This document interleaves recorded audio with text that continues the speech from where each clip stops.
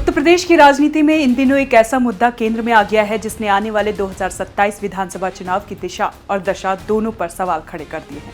मुद्दा है special investigative revision यानी SIR, एक ऐसी प्रक्रिया जिसे चुनाव आयोग ने मतदाता सूची को साफ सुथरा करने के लिए शुरू किया था। लेकिन मुख्यमंत्री योगी आदित्यनाथ के एक बयान के बाद ये सीधा सियासी तूफान बन गया है।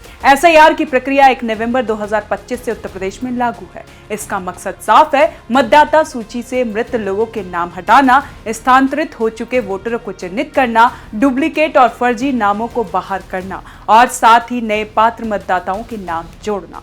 कागजों में ये एक नियमित और तकनीकी प्रक्रिया है जो हर चुनाव से पहले होती रही है। लेकिन उत्तर प्रदेश में ये प्रक्रिया उस वक्त विवादों में घिर गई जब खुद मुख्यमंत्री योगी आदित्यनाथ ने इस पर बड़ा दावा कर दिया। 14 दिसंबर 2025 को बीजेपी कार्यकर्ताओं की एक बैठक में मुख्यमंत्री योगी आदित्यनाथ ने कहा कि SIR के बाद मतदाता सूची से करीब 4 करोड़ नाम हट सकते हैं। लेकिन सबसे चौंकाने वाली बात उन्होंने ये जोड़ी कि इनमें से 85 से 90% नाम बीजेपी समर्थकों के हो सकते हैं।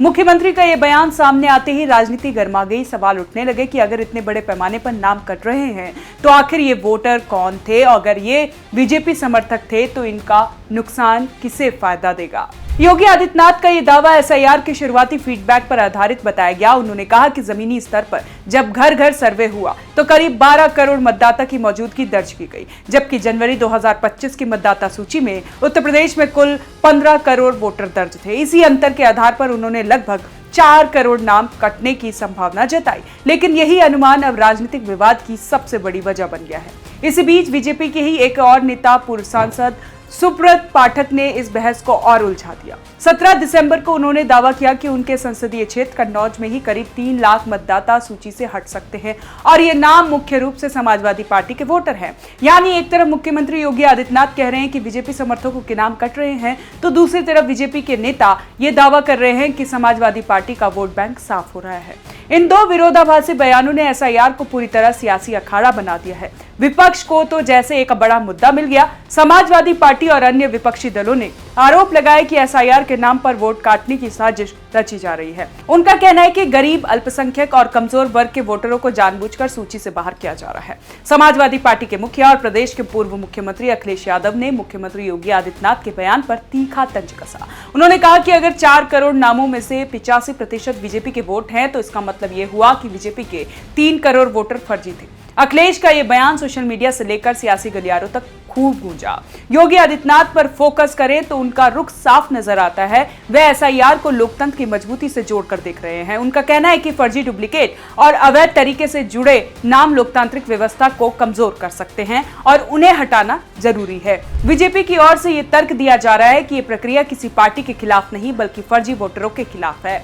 मुख्यमंत्री का बयान इसी नैरेटिव को मजबूत करता है कि अगर सफाई हो रही है तो नुकसान फायदा राजनीतिक चश्मे से नहीं बल्कि लोकतांत्रिक शुद्धता के नजरिए से देखा जाना चाहिए। लेकिन समस्या ये कि चुनाव आयोग ने अभी तक कोई आधिकारिक आंकड़ा जारी नहीं किया है। SIR के तहत तैयार होने वाली ड्राफ्ट मतदाता सूची जनवरी 2026 में आएगी और अंतिम सूची फरवरी 2026 में प्रकाशित होगी। यानी अभी जो भी आंकड़े सामने आ रहे हैं वो केवल अनुमान, फीडबैक और राजनीतिक बयान हैं।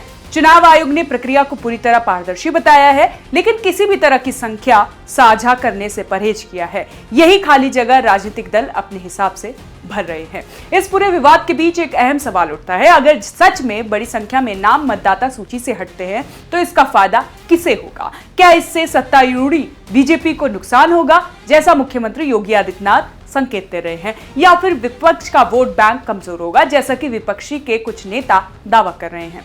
इसका जवाब फिलहाल किसी के पास नहीं है। अगर अन्य राज्यों का उदाहरण देखें तो बिहार और पश्चिम बंगाल में SIR के आंकड़े सामने आ चुके हैं। वहां देखने में आया है कि बड़ी संख्या में युवा वोटरों के नाम जोड़े गए हैं, जबकि मृत, डुप्लीकेट और पलायन कर चुके लोगों के नाम हटाए गए। यानी कुल वोटरों की संख्या में बहुत बड़ा उतार चढ़ाव नहीं हुआ, बल्कि सूची ज्यादा सटीक और वास्तविक बनी। उत्तर प्रदेश में भी कुछ ऐसा ही होगा या नहीं, ये तो तब तक साफ नहीं होगा जब तक आधिकारिक डेटा सामने नहीं आता। लेकिन सियासत इंतजार नहीं करती। 2027 के विधानसभा चुनाव से पहले हर मुद्दा राजनीतिक हथियार बनता जा रहा है। मुख्यमंत्री योगी आदित्यनाथ का बयान बीजेपी के कार्यकर्ताओं को यह संदेश भी देता है कि पार्टी को किसी भी तरह की सफाई प्रक्रिया से डरने की जरूरत नहीं है। वहीं विपक्ष इसे लोकतंत्र पर खतरे के रूप में पेश कर रहा है। सच्चाई यही है कि जब तक सर की अंतिम रिपोर्ट सामने नहीं नहीं आती तब तक ये कहना मुश्किल है किस वर्ग के कितने वोटर बढ़े या घटे।